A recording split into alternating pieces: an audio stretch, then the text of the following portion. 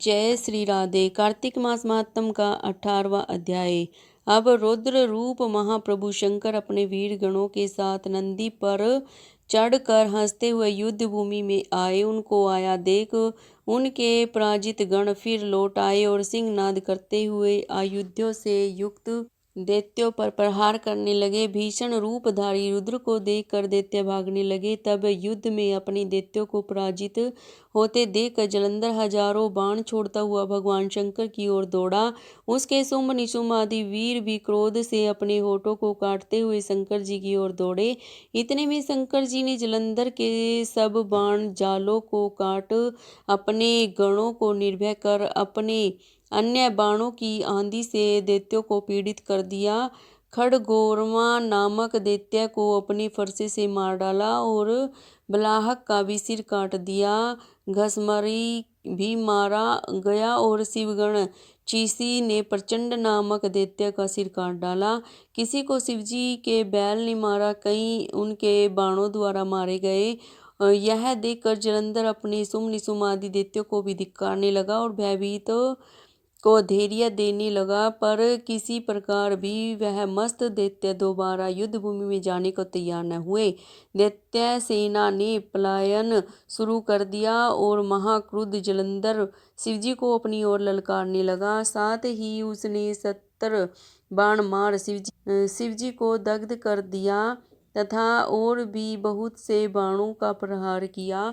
शिवजी उसके बाणों को काटते रहे, यहाँ तक कि उन्होंने जलंधर की ध्वजा, क्षेत्र और धनुष को भी काट दिया। फिर 7 बाण मारकर उसके शरीर में आघात पहुंचाया। धनुष के कट जाने से जलंधर ने प्रचंड बाण मारकर उसकी गदा के टुकड़े टुकड़े कर दिए। तब उसने समझा कि शिव मुझसे बलवान है, अतः उसने गंधर्वी माया उत्पन्न कर दी। अनेक गंधर्व अप्सराओं के गण पैदा हो गए। वीणा और मृदंग आदि बाजों के साथ नृत्य व गान होने लगा। इसमें अपने गणों सहित रुद्र भी मोहित हो गए। उन्होंने युद्ध बंद कर दिया। फिर तो काम से मोहित हो जलंधर जल्दी से त्रिनेत्र भगवान शंकर का रूप धारण करके वृषभ पर बैठी माता पार्वती के पास जा पहुंचा।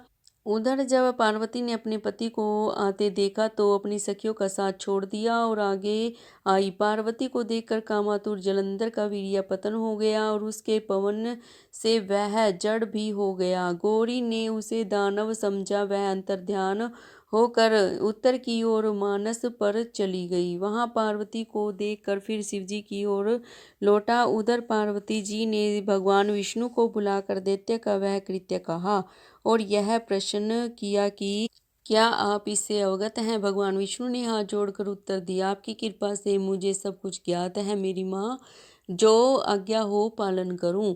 जगत माता ने विष्णु जी से कहा कि उस दैत्य ने जो मार्ग खोला है उसका अनुसरण उचित है। मैं तुम्हें आज्ञा देती हूँ कि तुम जाकर उसकी स्त्री का पतिव्रत भ्रष्ट करो, वह दैत्य तभी मरेगा। पार्वती जी की आज्ञा पाते ही भगवान विष्णु माँ की आज्ञा शिरोधार्य कर छल करने के लिए जलंधर के नगर की ओर गए। बोलो जय श्री कृष्ण, जय श्री राधे।